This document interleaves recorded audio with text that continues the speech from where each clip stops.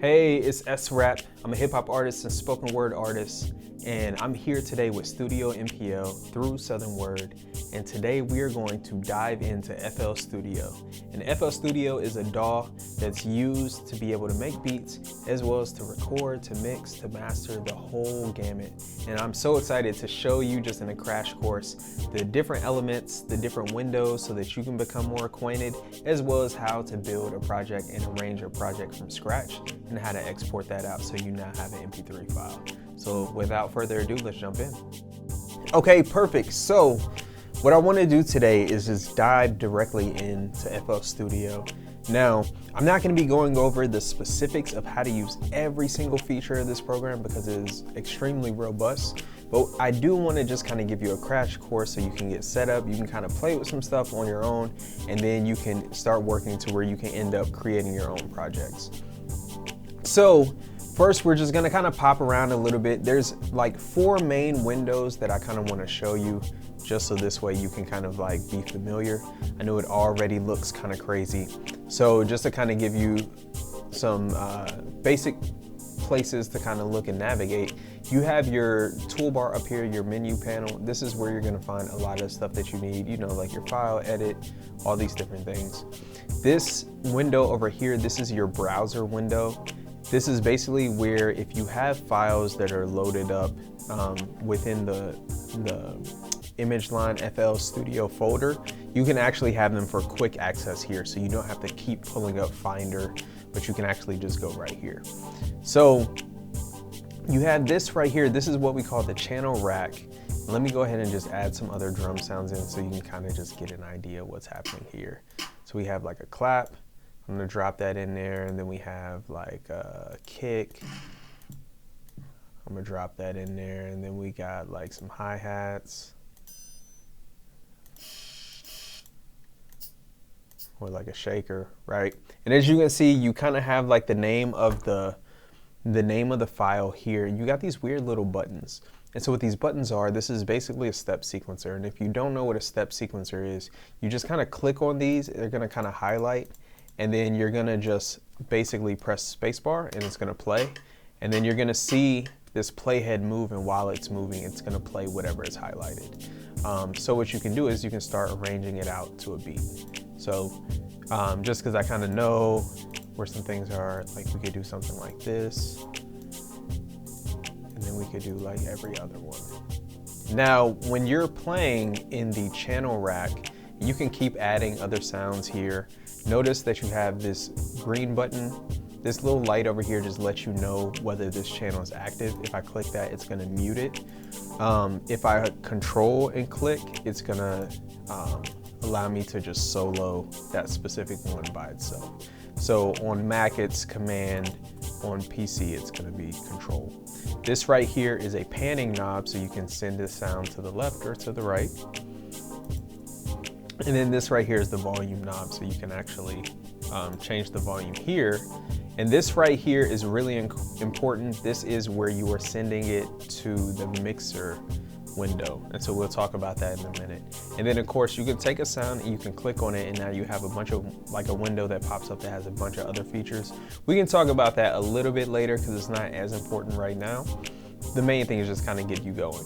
So if you look up here, we have this where it says PAT and song. This is basically switching between pattern.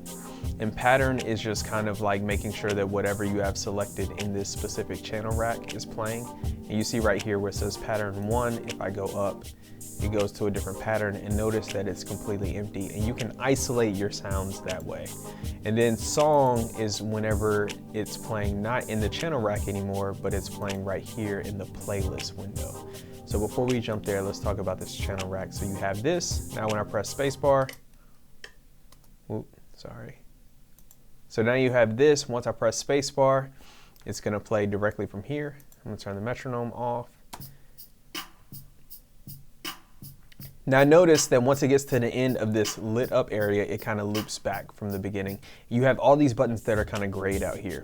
What FL does is it does a really good job of only playing as much data as you have.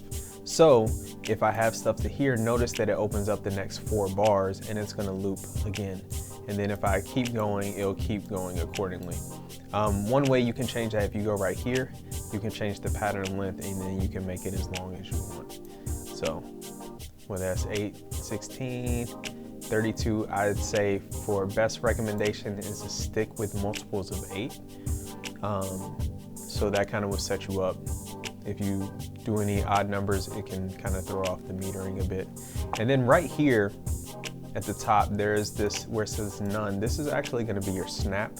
I say go ahead and change this to line. You can kind of change this as needed, but that would definitely come in handy later. So now that we have this, and these are basically drum files.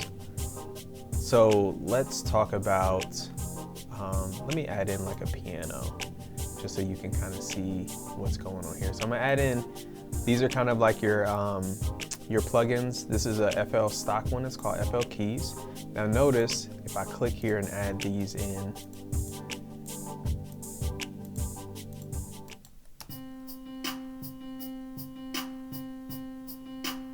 which that's pretty cool, but it's annoying because it's playing the same exact note over and over, right?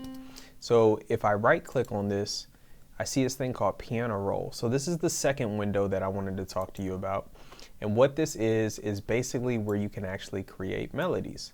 So if I open this up, notice that you have all your keys over here that you can kind of scroll. We can see the notes that we did. And then at the bottom is the velocity or the volume of every single note. So now what we can do is I can take this. Let's say if I take these, I just make them a little bit longer. And notice that like I'm kind of stuck right here between these blocks. So if I click here on this magnet, which is the snap, I keep it on main so that this way I can just change it right here. And we can go to like half steps. So now we get it a little bit smaller. And so now what we can do, and then if I wanted to, I could change the notes now, right?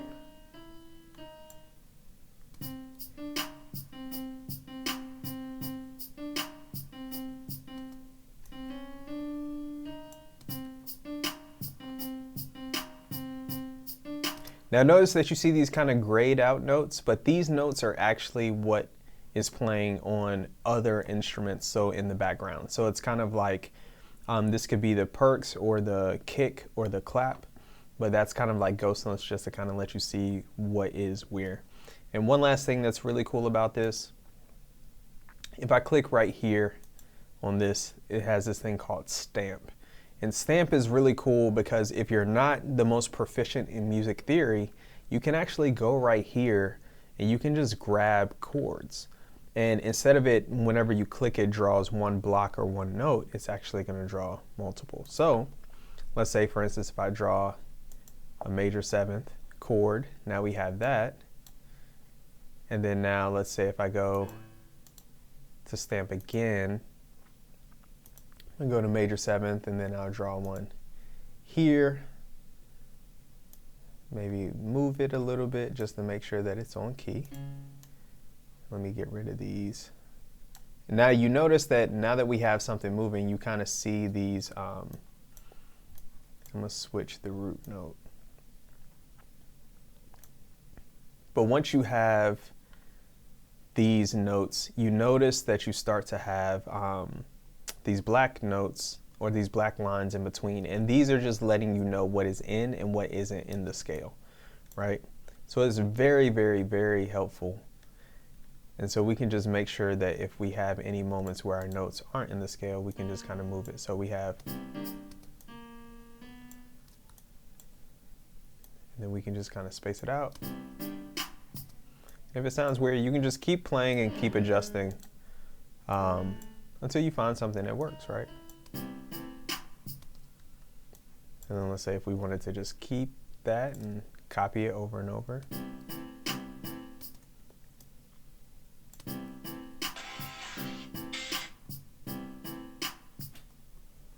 So yeah, so let's say if we wanted to keep that and just copy it over, we could just do that. And you get the idea. And you can draw major notes, major chords, minor chords, so on and so forth.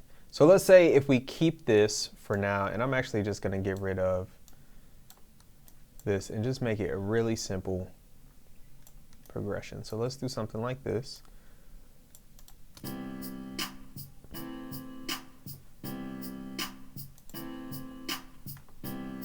Cool. So it's like, okay, well, I have this main melody, but now how do I make it where it's not just with the drums the entire time? How can I separate it, right? So this is where we now talk about this window, the playlist window.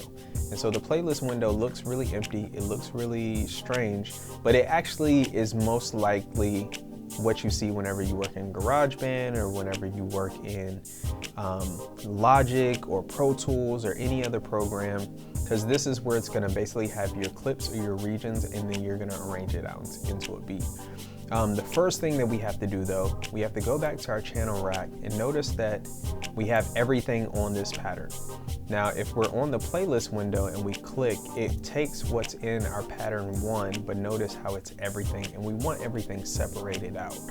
So what I'm gonna do is I'm gonna take a second and I'm going to take all these different sounds and put them on their own patterns. So the easiest way that I do it, you right click, and if I go to cut, then I go to the next empty pattern, and I can just click, right click, go to paste. So now I move the kick, and I'm gonna go here, I'm gonna cut, move to pattern 3, that's now the empty one, go to the clap, paste, and then pattern 1, I'm gonna go here and I'm gonna take this percussion sound, I'm gonna move to pattern 4, which is empty. So now notice when I'm here and it's still on pattern, that it's only playing the piano, right? But then when I switch patterns, it changes what's playing. So now notice when we're in the playlist window, you have the different patterns here, right?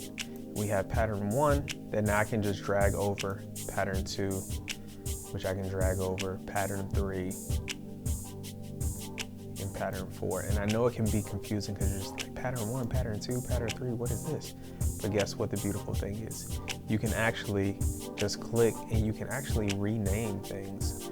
All right, so you can just right click right here where it says pattern. You see right where it says rename and color, and I can click on it, and now I can name this piano. And then I can do the same thing. So pattern 2, which is the kick. So I can just go here, kick, pattern 3, which is the clap. And this may feel a little tedious, but it does help keep your organization nice and clean. Trust me, organization is your friend and it will help you move faster. And then the last one, we're gonna say shaker. So now that we can kind of see what's going on, we can kind of arrange it out accordingly, right? But notice that I have this here, but for some reason when I press the space bar, only the channel plays. What you have to do is you have to click here and switch this from playing the pattern to playing the song, and you'll see this little playhead pop up. So now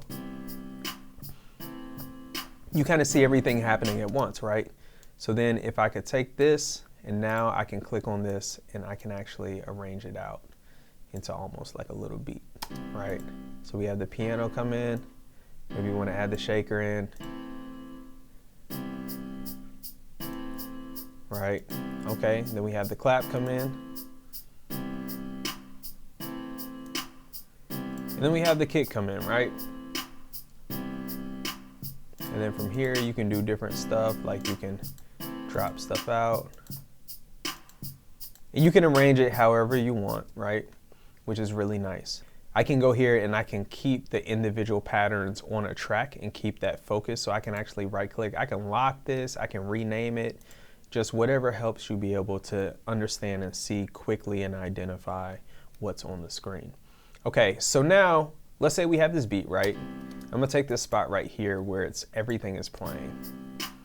Okay, so you have this and this is great, but it's like, man, like that shaker is really loud, the kick is a little quiet, and we need a little bit of balance and control, right?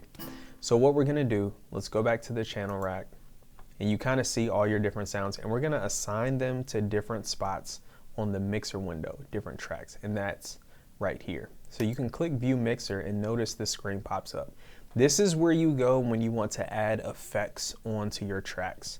And the first thing you have to do is you have to assign the different instruments that you have to different spots on the mixer. So we have like different tracks here that right now they're empty, and notice everything is coming out of the master.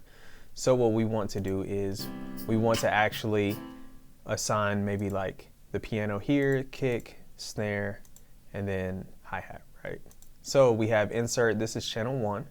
So I'm gonna go here and I'm gonna move this to 1. So now when this plays, you see the piano's playing right there, right? And then we can do the same thing. So we can go 2 for the kick, 3 for the clap, and then 4 for the percussion.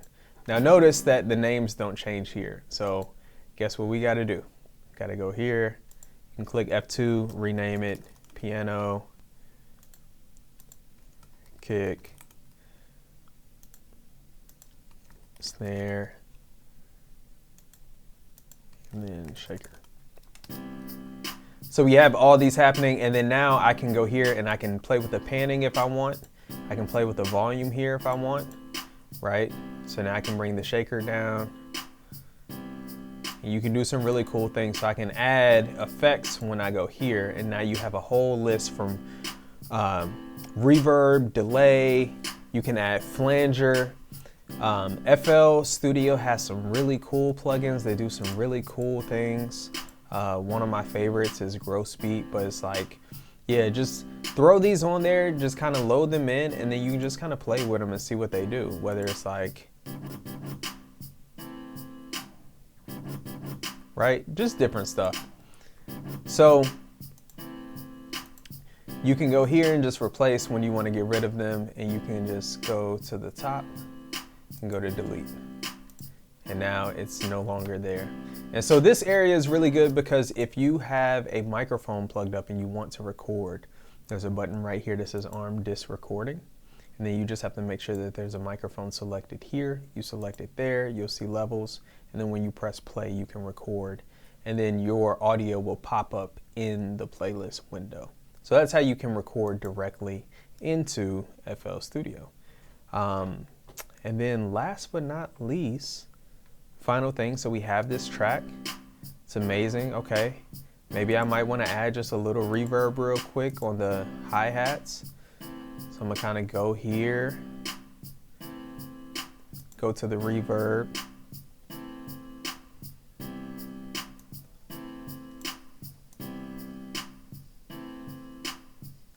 Okay, so that's kind of cool, right? So we have that reverb going.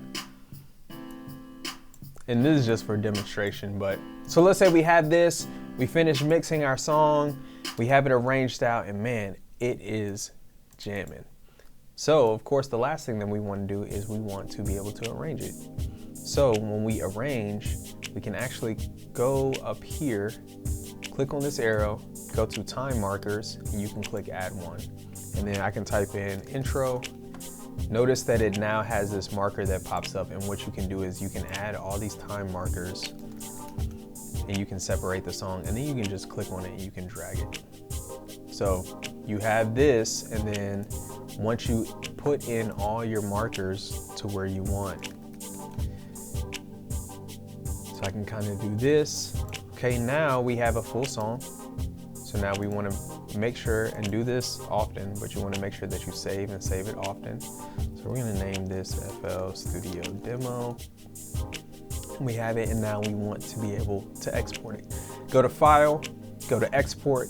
You can choose the file format here between WAV or MP3. Let's go MP3 just because it's shorter. It's going to ask you the file name, so let's go ahead and click that. And then this window is going to pop up. It's going to ask you a couple questions. Mode, you want to do full song unless you want to only export the pattern selected. We want the MP3. We want it to be a stereo file, and you can do multiple file formats at the same time, which is nice.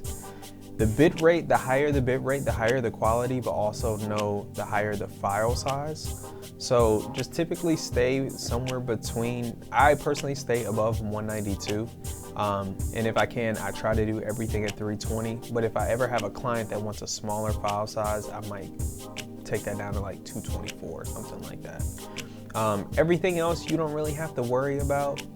And then you can just click start, you'll see this progress meter at the bottom, and it'll kind of like export everything, and then boom, once it's done, and guess what? It's finished.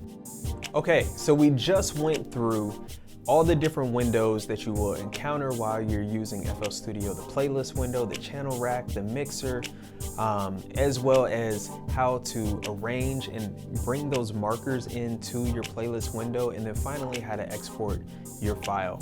So of course we have so many other resources on this YouTube channel, and of course stay connected with Southern Word with all the programming that we offer for young people at southernword.org. So stay tuned as we continue to bring more information to you so that you can continue creating from the comfort of your own home.